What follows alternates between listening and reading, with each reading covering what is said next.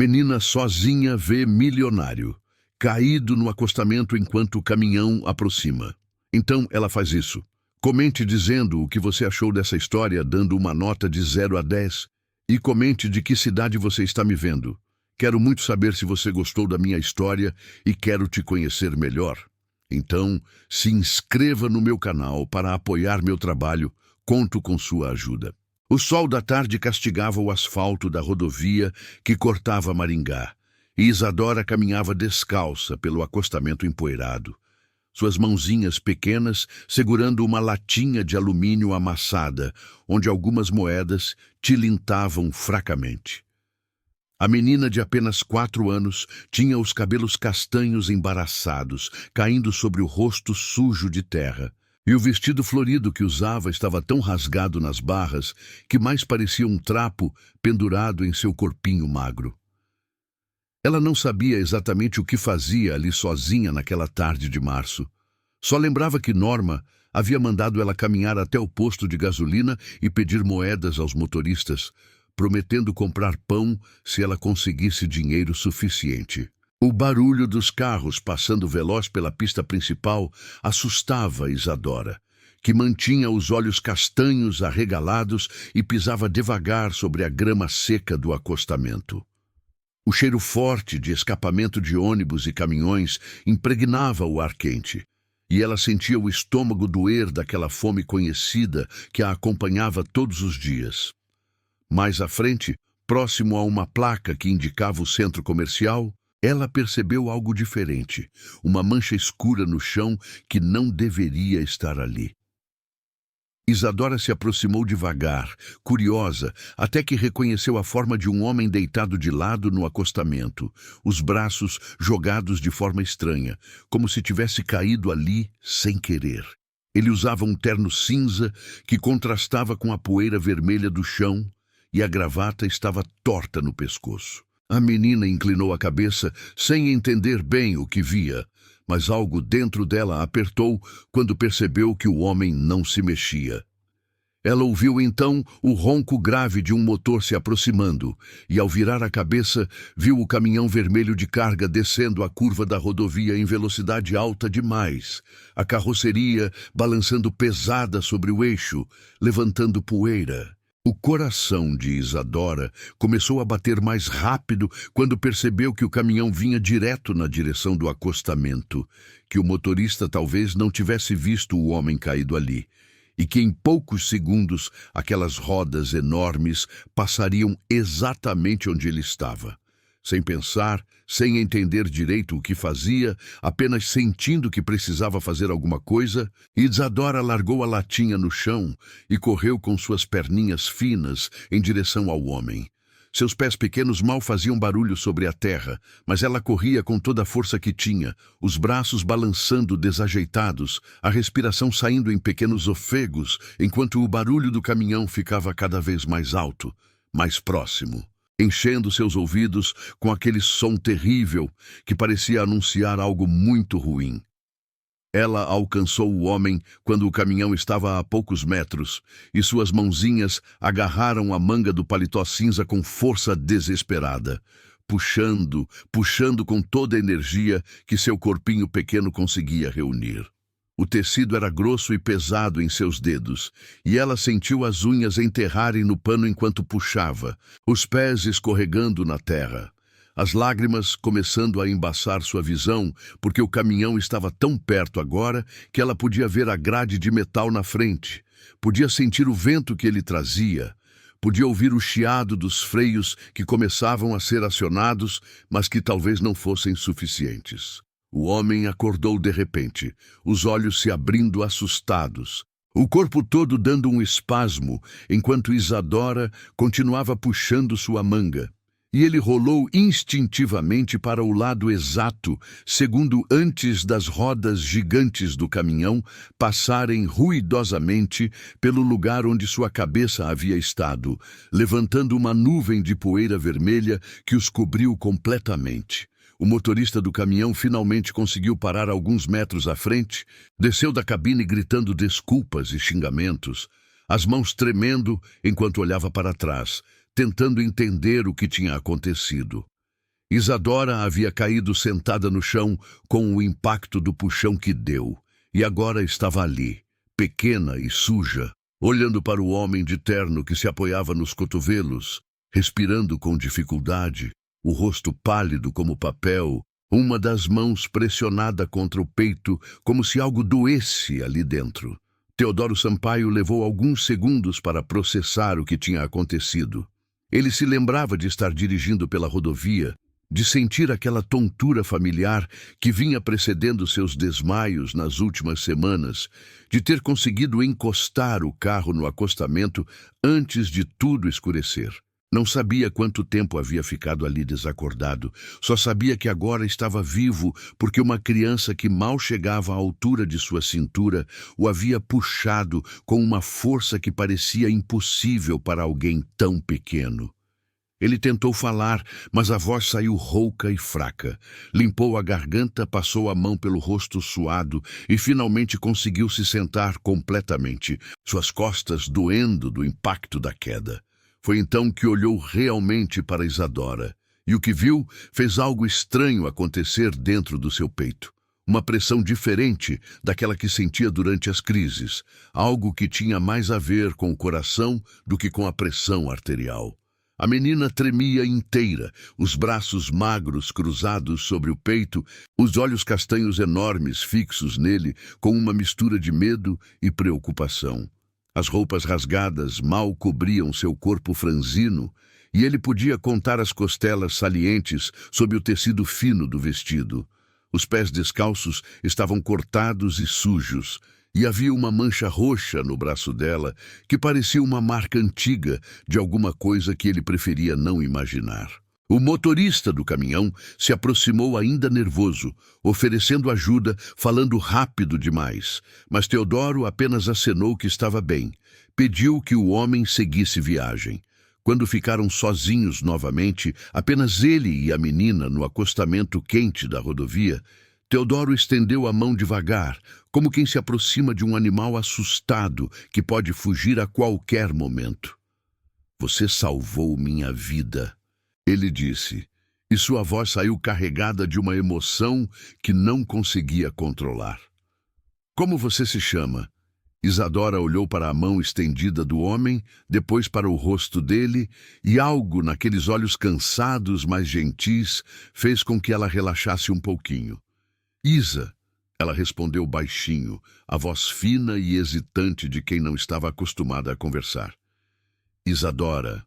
Teodoro sentiu as lágrimas queimarem seus olhos, e pela primeira vez em meses, desde que Clarice havia partido levando Vinícius para Curitiba, deixando-o sozinho naquela casa grande e vazia, desde que o trabalho havia se tornado a única coisa que preenchia seus dias vazios, desde que as crises de pressão começaram e ele passou a esconder de todos o quanto se sentia mal.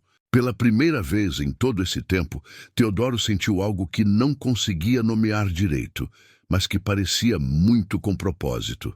Ele se levantou devagar, ainda tonto, e procurou a carteira no bolso interno do paletó.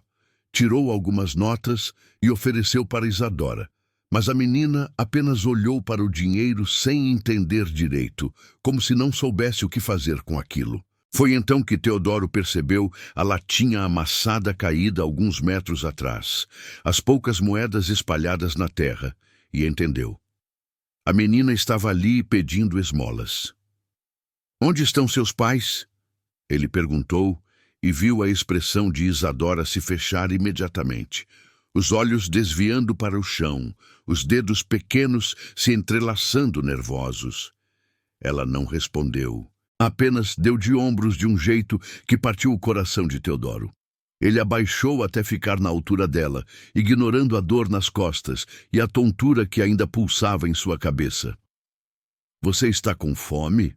A pergunta saiu naturalmente, e ele viu os olhos da menina se iluminarem por um segundo antes dela assentir devagar, quase com vergonha.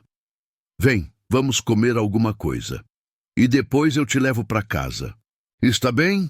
Isadora hesitou, olhando na direção oposta da rodovia, para onde Norma tinha mandado ela ir, mas seu estômago doía tanto que ela acabou concordando. Teodoro ofereceu a mão novamente e dessa vez ela aceitou, seus dedinhos pequenos e sujos se fechando ao redor da palma grande e calejada dele. Eles caminharam devagar até o carro de Teodoro estacionado no acostamento, um sedã preto que tinha os vidros embaçados pelo calor. Ele abriu a porta de trás e ajudou Isadora a subir. Colocou o cinto de segurança nela com cuidado, notando como a menina encolhia o corpo sempre que ele se aproximava muito, como se esperasse algo ruim. Isso o fez pensar coisas que preferia não pensar, mas que ficaram ali, pesadas em sua mente. No caminho até a lanchonete mais próxima, Teodoro olhava pelo retrovisor e via Isadora observando tudo pela janela com aqueles olhos enormes, maravilhada com coisas simples como as árvores passando rápido, as outras pessoas nos carros ao lado, o céu azul sem nuvens. Ela parecia uma criança que não via o mundo há muito tempo, ou que nunca tinha realmente olhado para ele com atenção. Na lanchonete, ele pediu um pão com manteiga, suco de laranja e um pedaço de bolo de chocolate. Isadora comeu com uma voracidade que confirmou todas as suspeitas de Teodoro. As mãozinhas pequenas, segurando o pão com força, como se alguém fosse tirar dela a qualquer momento, os olhos vigilantes mesmo, enquanto mastigava. Ele sentiu a raiva crescer dentro de si, uma raiva de quem quer que fosse responsável por deixar aquela criança naquele estado. Quando ela terminou de comer e limpou a boca com as costas da mão, deixando um rastro de chocolate no rosto sujo, Teodoro tentou novamente. Isadora, onde você mora? Quem cuida de você? A menina baixou a cabeça, os dedos brincando nervosos com a barra rasgada do vestido. Tia Norma. Ela sussurrou tão baixo que ele mal conseguiu ouvir. Ela fica brava se eu não trouxer moedas. E foi naquele momento, naquela lanchonete simples de beira de estrada, com o cheiro de café e pão torrado no ar, que Teodoro Sampaio tomou uma decisão que mudaria completamente sua vida e a de muitas outras pessoas. Ele não sabia ainda o quanto essa menina pequena e frágil carregava de história. Não imaginava as reviravoltas que estavam por vir, nem o preço que teria que pagar por se envolver. Só sabia que não podia simplesmente deixá-la voltar para quem quer que fosse essa tal de tia Norma. Não depois de ter olhado dentro daqueles olhos castanhos e ver ali um pedido silencioso de socorro que nenhuma criança deveria ter que fazer. Teodoro levou Isadora de volta até a região da rodoviária, onde ela disse que ficava. Mas quando chegaram perto da marquise que a menina apontou como sua casa, ele sentiu o estômago revirar.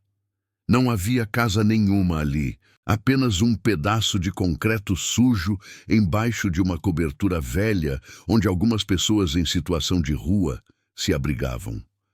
Caixas de papelão empilhadas formavam algo que tentava ser uma divisória, e o cheiro de urina e lixo impregnava o ar quente da tarde. Uma mulher magra, de cabelos desgrenhados, se levantou de onde estava sentada quando viu Isadora descer do carro. Norma tinha 38 anos, mas aparentava muito mais. O rosto marcado por rugas profundas e olheiras escuras. Os dentes da frente faltando quando abriu a boca para gritar. "Onde você estava, menina? Cadê o dinheiro que eu mandei você buscar?" Isadora encolheu o corpo todo, se escondendo atrás de Teodoro de um jeito que fez o coração dele apertar.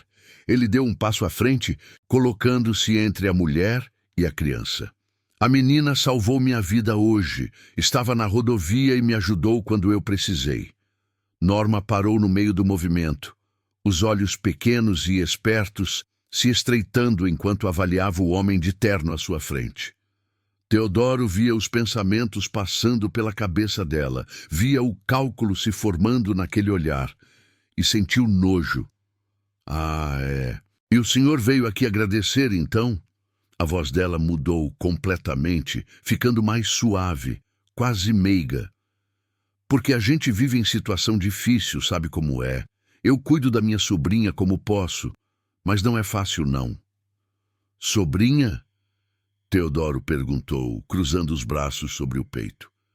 Onde estão os pais dela? Norma deu de ombros.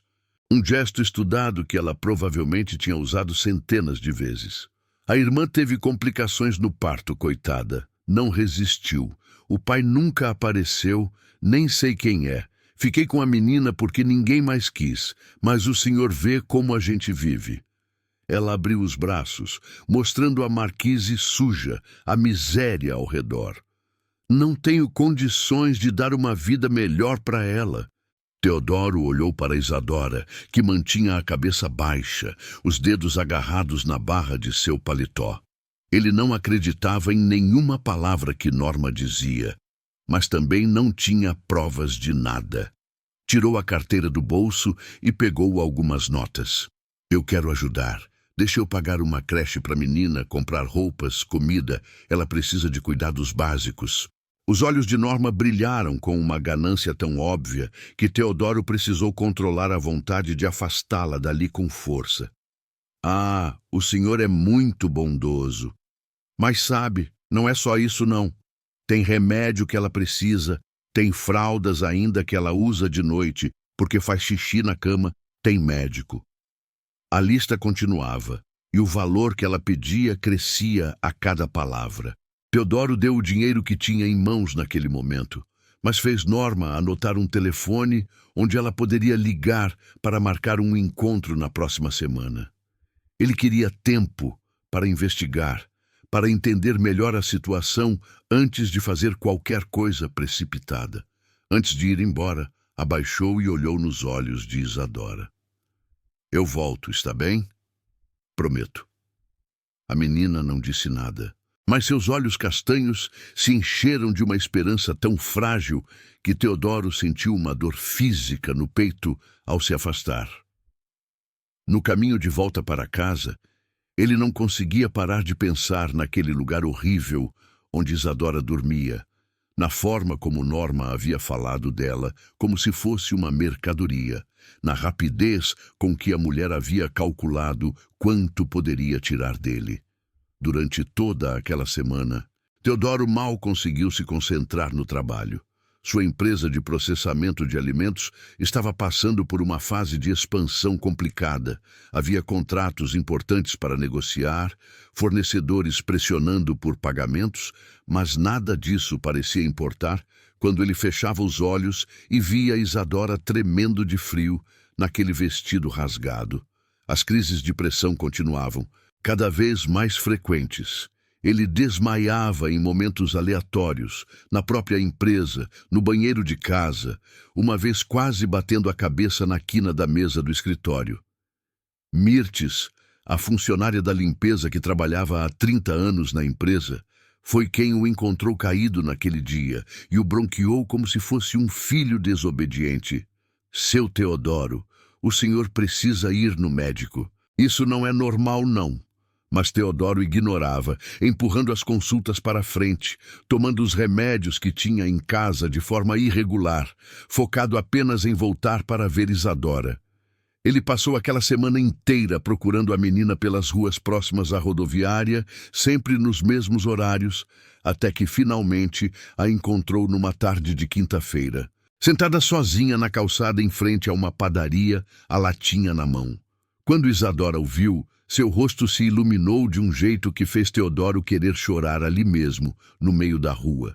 Ele comprou pão, leite, frutas e sentou com ela num banco da praça próxima. A menina comeu devagar dessa vez, não com aquela voracidade desesperada do primeiro dia. E isso de alguma forma era pior, porque significava que ela tinha aprendido que comida era escassa e precisava durar. A tia Norma te trata bem? Teodoro perguntou com cuidado e viu Isadora parar de mastigar por um segundo, os olhos se desviando para o chão. Ela não respondeu, mas ele viu a marca roxa nova no braço dela, em formato de dedos adultos, apertando com força. Sentiu a raiva fervendo dentro dele, mas se controlou. Se ela te machucar, você pode me ligar, está bem? Ele escreveu seu número num papel e dobrou dentro do bolsinho do vestido dela, sabendo que provavelmente era inútil, porque a menina nem sabia usar um telefone. Nos dias seguintes, Teodoro começou a aparecer com mais frequência, sempre trazendo comida, às vezes roupas que comprava nas lojas do centro. Norma percebeu a regularidade das visitas e começou a ficar mais ousada nos pedidos. Ela inventava histórias elaboradas sobre dívidas antigas da família de Isadora, sobre tratamentos médicos caros que a menina supostamente precisava, sobre oportunidades de trabalho em outras cidades que ela estava recusando só para cuidar da sobrinha. Foi numa dessas visitas, 2 semanas depois do acidente na rodovia, que Mirtes acompanhou Teodoro até a Marquise. A funcionária tinha insistido em conhecer a menina que havia salvado a vida do patrão, e quando chegaram lá, algo estranho aconteceu. Mirtes ficou parada, olhando fixamente para Isadora, com uma expressão que Teodoro não conseguia decifrar. Algo entre surpresa e reconhecimento. No caminho de volta, dentro do carro, Mirtes finalmente falou, a voz trêmula de emoção contida. Seu Teodoro, eu acho que conheço essa menina. Quer dizer, não ela, mas tem uma moça que trabalhava numa lanchonete perto da empresa anos atrás.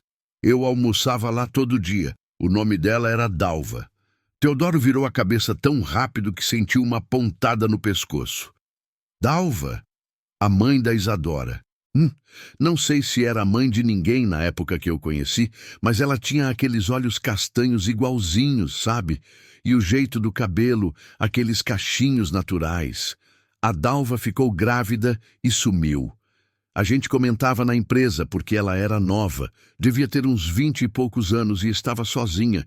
Ninguém soube o que aconteceu com ela depois. Teodoro sentiu algo mudar dentro dele naquele momento. Não era mais apenas gratidão ou pena que sentia por Isadora.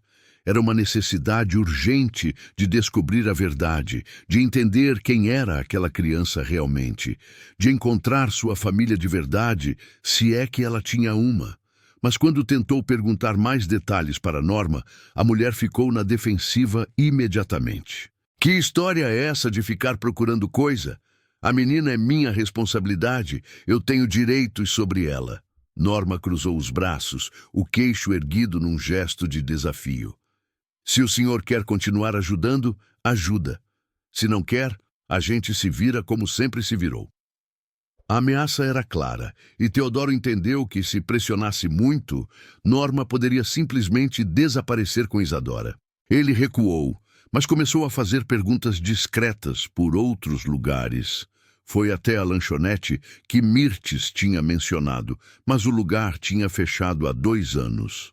Perguntou para comerciantes antigos da região, mostrou uma foto que tinha tirado de Isadora no celular, mas ninguém sabia de nada concreto.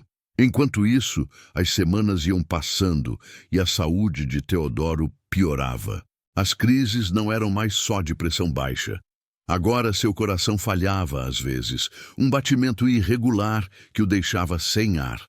Ele escondia os sintomas de todos, até de Mirtes, tomando comprimidos escondido no banheiro da empresa, adiando a consulta com o cardiologista que sua secretária tinha marcado 3 vezes já. A vida de Isadora também começou a mudar, mesmo que lentamente. Teodoro conseguiu matriculá-la numa creche municipal e, apesar de Norma ter reclamado que isso atrapalhava os horários de pedir esmolas, ela aceitou quando ele aumentou a quantia mensal que dava.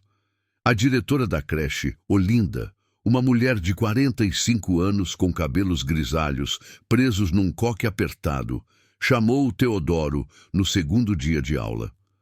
Senhor Sampaio, preciso conversar sobre Isadora. Olinda tinha uma pasta na mão, cheia de papéis.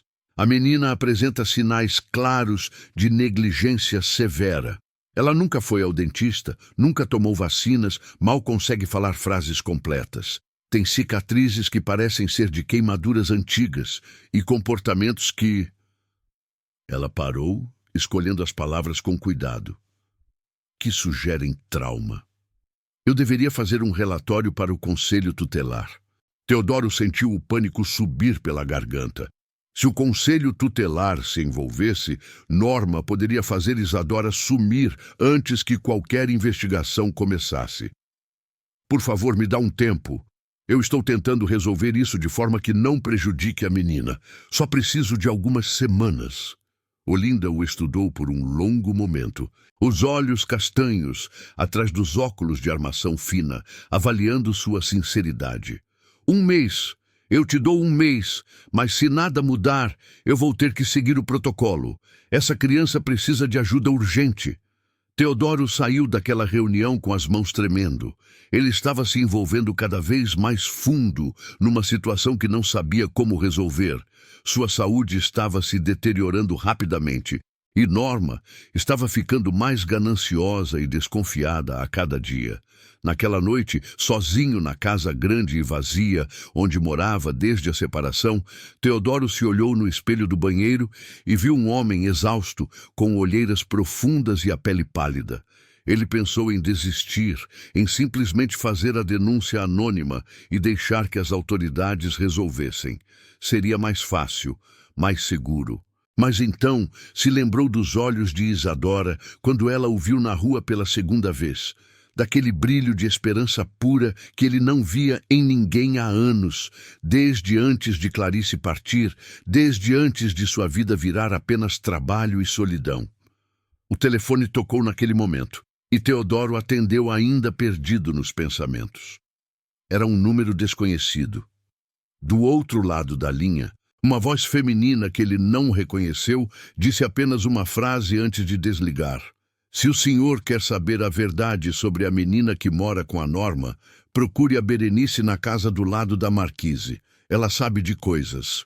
O silêncio que seguiu o clique da ligação sendo encerrada pareceu mais alto do que qualquer barulho que Teodoro já tinha ouvido.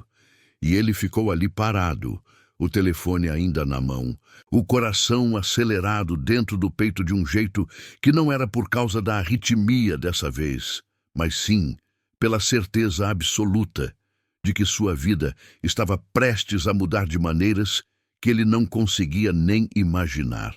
Na manhã seguinte, Teodoro acordou com o coração disparado e a sensação de que não havia dormido nada. A ligação misteriosa da noite anterior tinha ficado ecoando em sua mente durante horas. E agora, com a luz fraca do amanhecer entrando pela janela do quarto, ele sabia que não conseguiria esperar mais. Tomou banho rápido, vestiu uma roupa simples para não chamar atenção e dirigiu até a região da rodoviária antes mesmo do sol nascer completamente. A Marquise estava quieta naquela hora, apenas algumas pessoas ainda dormindo em seus lugares improvisados. Cobertores sujos, puxados até o queixo contra o frio da madrugada. Teodoro caminhou devagar, procurando pela tal Berenice, até que viu uma mulher de cerca de 50 anos sentada num banquinho de plástico em frente a uma barraca de lona que ficava ao lado da Marquise. Ela fumava um cigarro, os olhos cansados observando o movimento escasso da rua. Berenice? Teodoro perguntou baixinho, e a mulher levantou o olhar, avaliando-o por um longo momento antes de assentir. Ela tinha o rosto marcado pelo tempo e por uma vida difícil, mas seus olhos castanhos eram espertos e diretos. Eu que liguei ontem, ela disse sem rodeios, jogando o resto do cigarro no chão e pisando em cima. Senta aqui. Ela apontou para um caixote virado de cabeça para baixo. Mas fica quieto. Não quero que a Norma saiba que fui eu que contei. Teodoro sentou, o coração batendo forte no peito. O que você sabe sobre a Isadora? Berenice suspirou fundo, como se estivesse carregando um peso que finalmente poderia dividir. Aquela menina não é sobrinha da Norma, não, senhor. A Norma não tem irmã nenhuma, nunca teve. Eu conheço ela há anos, a gente mora nessa região toda faz tempo. Ela sempre foi assim, aproveitadora, mentirosa. A mulher parou, acendeu outro cigarro, as mãos tremendo levemente. A Isadora apareceu aqui faz uns 2 anos. A Norma chegou com ela num dia, dizendo que tinha encontrado a menina largada perto do hospital, chorando sozinha. Disse que ia procurar a família, que ia avisar alguém, mas nunca fez nada disso. Teodoro sentiu a raiva apertar seu peito. E você não fez nada? Não chamou ninguém? Eu tentei, Berenice respondeu, a voz carregada de culpa. Falei que ela tinha que levar no conselho tutelar, que a menina era muito pequena para estar na rua assim, mas a Norma disse que se eu me metesse, ela ia sumir com a criança e eu nunca mais ia ver para saber se estava viva ou não. E eu? Ela baixou a cabeça, as lágrimas começando a escorrer pelo rosto enrugado. Eu sou covarde, seu moço. Eu vi muita coisa ruim acontecer com essa menina nesses 2 anos e não fiz nada. Vi a Norma bater nela quando ela não trazia dinheiro suficiente. Vi deixar ela com fome, com frio. Vi tanta coisa que eu não durmo direito de noite. O silêncio que se seguiu foi pesado, carregado de arrependimento e dor. Teodoro passou a mão pelo rosto, tentando processar tudo o que estava ouvindo. Você sabe alguma coisa sobre a mãe dela? Sobre de onde ela veio? Berenice balançou a cabeça. Só sei que a Norma encontrou ela perto do Hospital Regional de Cambé, não aqui em Maringá. Ela tinha ido lá visitar uma conhecida e voltou com a menina. A criança estava suja, com fome, assustada. Devia ter uns 2 anos na época, bem pequena ainda.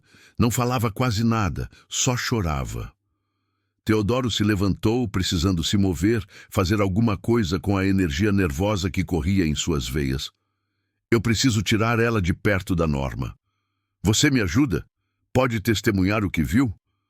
A mulher olhou para os lados, o medo visível em seus olhos. Eu não sei, seu moço. A Norma tem uns conhecidos por aqui que não são gente boa. Se ela descobrir que fui eu... Mas então, ela olhou na direção da marquise, onde Isadora provavelmente ainda dormia, e algo mudou em sua expressão. Mas aquela menina não merece isso. Nenhuma criança merece. Eu ajudo sim, só me diz o que fazer. Nos dias seguintes, Teodoro começou a montar um plano. Consultou advogados discretamente. Começou a documentar tudo com fotos, conversas gravadas no celular quando ia visitar Isadora. Mirtes virou sua aliada principal, ajudando a vigiar os horários de Norma, anotando os momentos em que ela deixava Isadora sozinha na rua por horas. Mas cada passo parecia mais difícil do que o anterior, porque Norma estava ficando cada vez mais paranoica e agressiva. Foi numa tarde de terça-feira, quase um mês depois da ligação de Berenice, que tudo quase desmoronou. Teodoro tinha ido buscar Isadora na creche, como fazia 3 vezes por semana, levando ela para tomar sorvete antes de devolver para Norma. A menina estava mais sorridente ultimamente, falando um pouco mais, e aquilo enchia o coração dele de uma alegria que não sentia há anos. Mas quando chegaram na marquise, Norma não estava lá.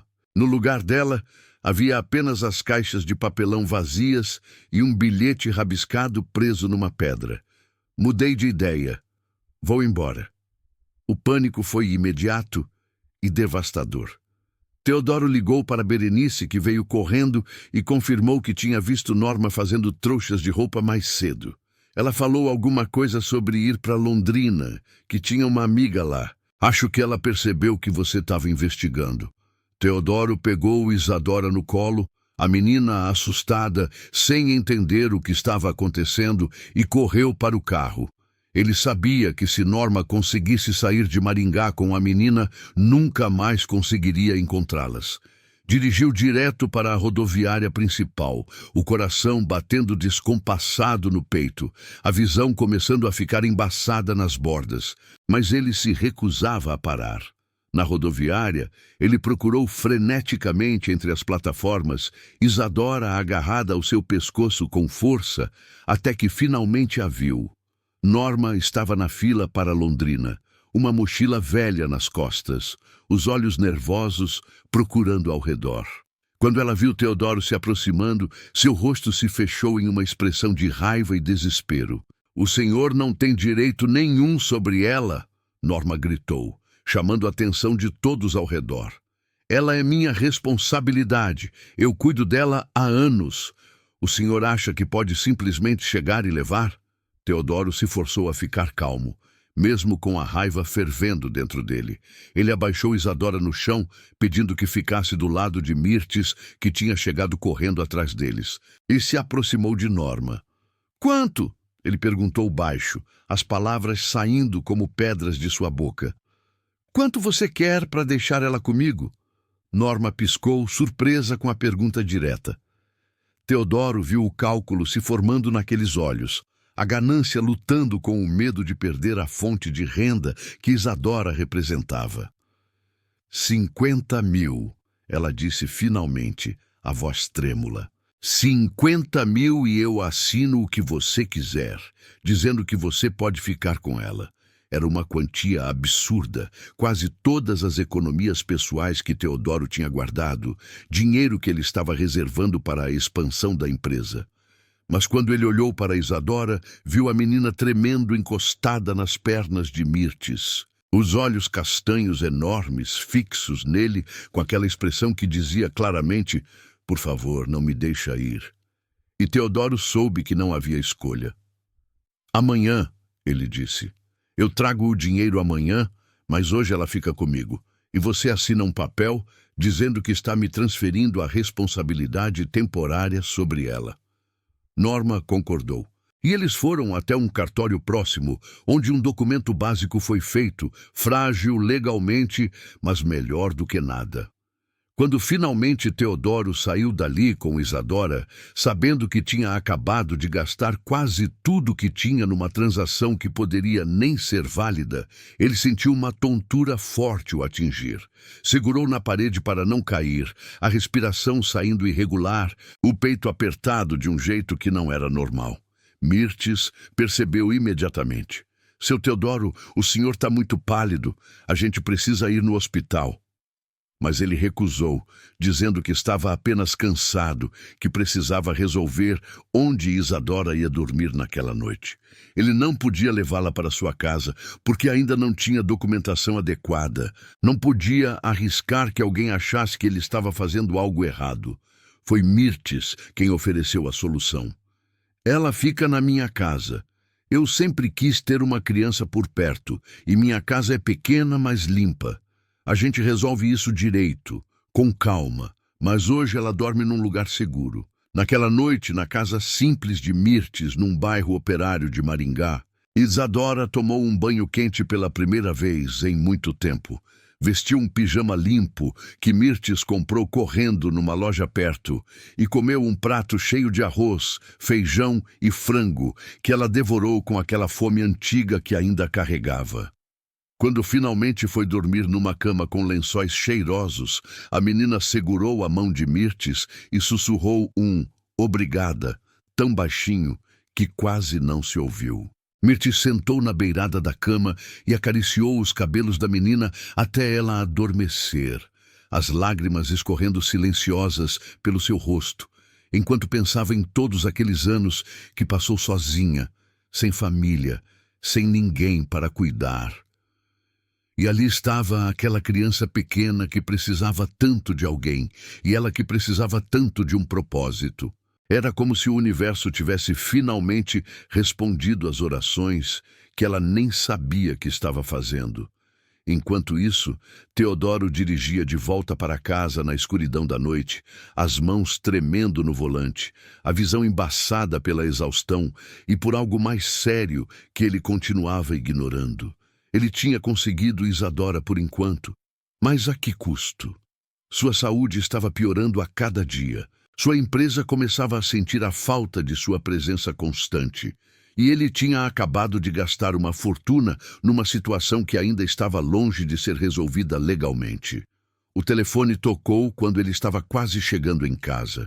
Era Clarice, sua ex-esposa, e a voz dela soou diferente, mais suave do que nos últimos anos. Teodoro, o Vinícius me contou que você ajudou uma menina de rua.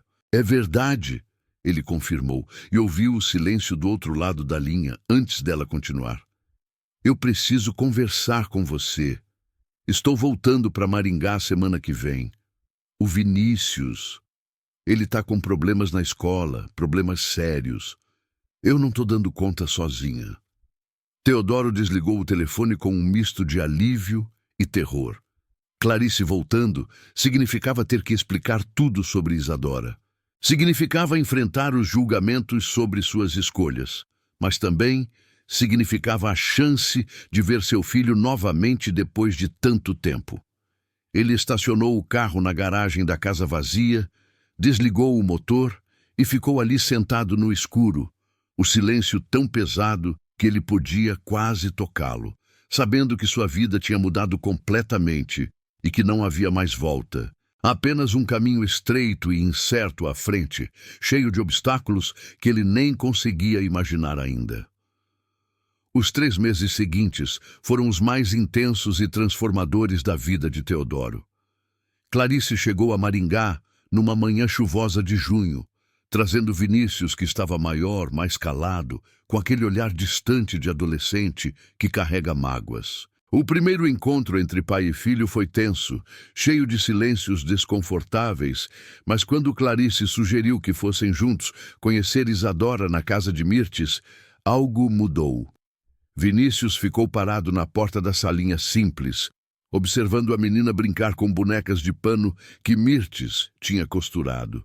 Isadora já estava diferente, com as bochechas mais cheias, os cabelos limpos e penteados, usando um vestido azul sem rasgos. Quando ela viu Teodoro, correu e se jogou nos braços dele com uma alegria pura que fez o coração do garoto apertar. Ele nunca tinha visto o pai sorrir daquele jeito, com aquela ternura nos olhos. "Ela te salvou mesmo?" Vinícius perguntou baixinho depois, quando estavam sozinhos no carro. Teodoro contou toda a história, desde o acidente na rodovia até a noite na rodoviária, e viu as lágrimas se formarem nos olhos do filho. "Eu pensei que você não ligava para nada além do trabalho. Achei que tinha esquecido como ser pai." As palavras doeram, mas Teodoro sabia que eram verdade.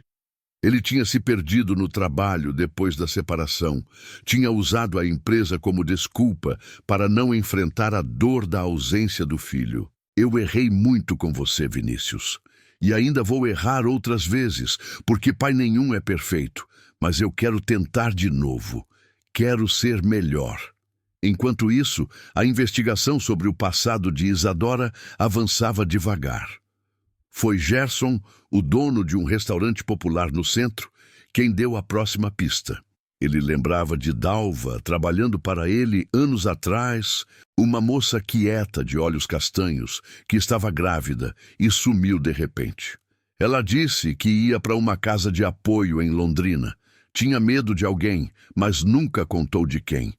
Teodoro viajou até Londrina numa tarde, dirigindo devagar porque as tonturas estavam piores.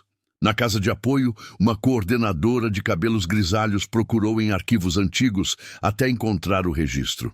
Dalva Silva. Ficou aqui 3 semanas após o parto. Teve uma menina saudável, mas saiu antes de registrar a criança. Disse que voltaria para Maringá. O coração de Teodoro disparou. A descrição da bebê batia perfeitamente com Isadora. Mas se Dalva tinha saído de Londrina para voltar, o que tinha acontecido no caminho? Ele passou os dias seguintes fazendo ligações, procurando em hospitais da região, até que um atendente do Hospital Regional de Cambé encontrou um registro antigo de uma paciente não identificada que tinha dado entrada após um acidente de ônibus 3 anos atrás. A frieza dos registros médicos não conseguia esconder a tragédia. A moça havia ficado em estado grave por semanas antes de falecer e ninguém tinha conseguido identificá-la porque seus documentos tinham sido roubados. Teodoro sentou na cadeira da recepção do hospital, as mãos tremendo enquanto segurava os papéis, e chorou. Dalva estava tentando voltar para buscar a filha quando tudo aconteceu. E Isadora tinha ficado perdida, sozinha, até Norma a encontrar. Mas a história não terminava ali.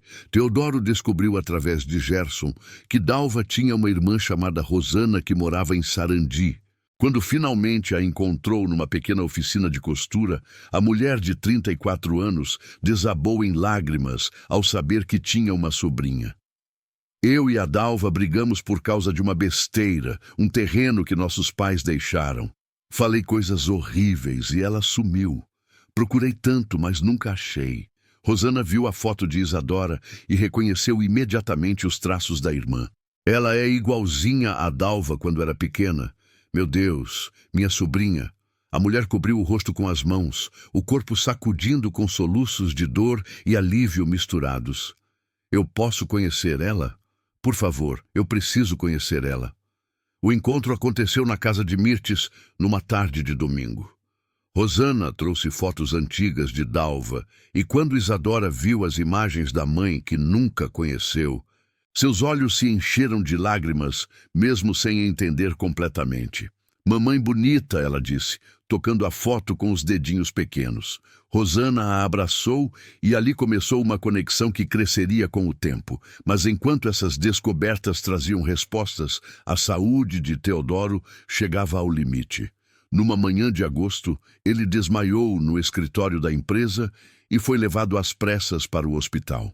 Os exames revelaram uma arritmia cardíaca grave, que exigia cirurgia imediata. O médico foi direto. Senhor Sampaio, o senhor está adiando isso há meses. Se não operar agora, as chances de um problema mais sério aumentam muito. Teodoro olhou pela janela do quarto do hospital, vendo a cidade lá embaixo, e sentiu medo pela primeira vez em muito tempo. Medo de não acordar da cirurgia, de não ver Isadora crescer, de deixar tudo incompleto. Mas Clarice segurou sua mão e Vinícius estava ali também. E Mirtes prometeu cuidar de Isadora, acontecesse o que acontecesse. A cirurgia foi marcada para dali a uma semana, e nesse meio tempo, Teodoro e Rosana trabalharam com advogados para resolver a situação legal. Rosana iniciou o processo de guarda, com Teodoro arcando com os custos e se comprometendo a ajudar financeiramente. Era a solução mais sensata, porque Rosana era família de sangue, mas também porque Teodoro sabia que sua saúde era incerta. Na noite antes da cirurgia, todos se reuniram no quarto do hospital. Clarice tinha trazido Isadora escondido, mesmo sendo contra as regras, porque a menina tinha chorado tanto, querendo ver Teodoro, que não teve coração de negar. Quando Isadora entrou no quarto, seus olhos arregalados olhando todos aqueles aparelhos, ela correu até a cama e subiu com cuidado. Tio Teodoro doente? Ela perguntou, a vozinha ainda fina, mas muito mais clara do que meses atrás. Teodoro sentiu as lágrimas queimarem seus olhos. Ela tinha começado a chamá-lo de tio algumas semanas atrás, e aquilo derretia seu coração toda vez. Tio vai ficar bom, ele prometeu, acariciando os cabelos dela. Os médicos vão consertar meu coração. Isadora pensou por um momento, depois pegou na mão dele com força. Quando você caiu na rua, eu puxei. Agora você fica forte de novo, tá? A simplicidade da fé dela, a certeza absoluta de que tudo ficaria bem, deu a Teodoro uma coragem que ele não sabia que tinha. A cirurgia durou 6 horas. Clarice, Vinícius, Mirtes e Rosana esperaram juntos na sala, uma família improvável, unida por uma menina pequena que tinha mudado a vida de todos. Quando o médico finalmente saiu e disse que tinha sido um sucesso, que Teodoro estava estável, todos choraram de alívio. A recuperação foi lenta. Teodoro passou 2 semanas no hospital e nesse tempo viu coisas mudarem ao redor.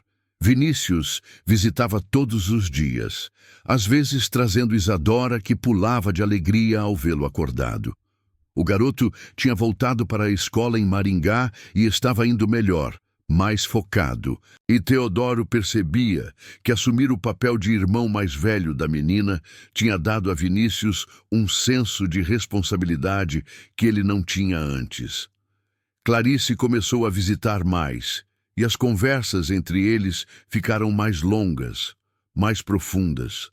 Eles falavam sobre os erros do passado, sobre como tinham se perdido no meio de contas e responsabilidades, esquecendo de se olhar de verdade. Não havia promessas precipitadas de reconciliação, mas havia algo crescendo ali, uma segunda chance sendo construída tijolo por tijolo.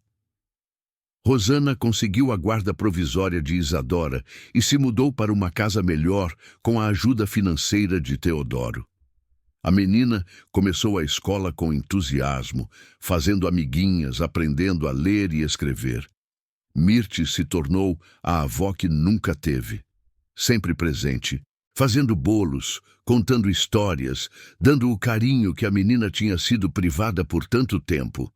Foi num dia de outubro, quase 7 meses depois daquele acidente na rodovia, que aconteceu o momento que Teodoro nunca esqueceria. Ele estava sentado no sofá de casa, ainda se recuperando, quando Isadora chegou correndo depois da escola. Ela tinha um desenho na mão, cheio de cores vivas, mostrando várias pessoas de mãos dadas. "Olha, tio, é minha família!" Ela disse com orgulho, apontando para cada figura.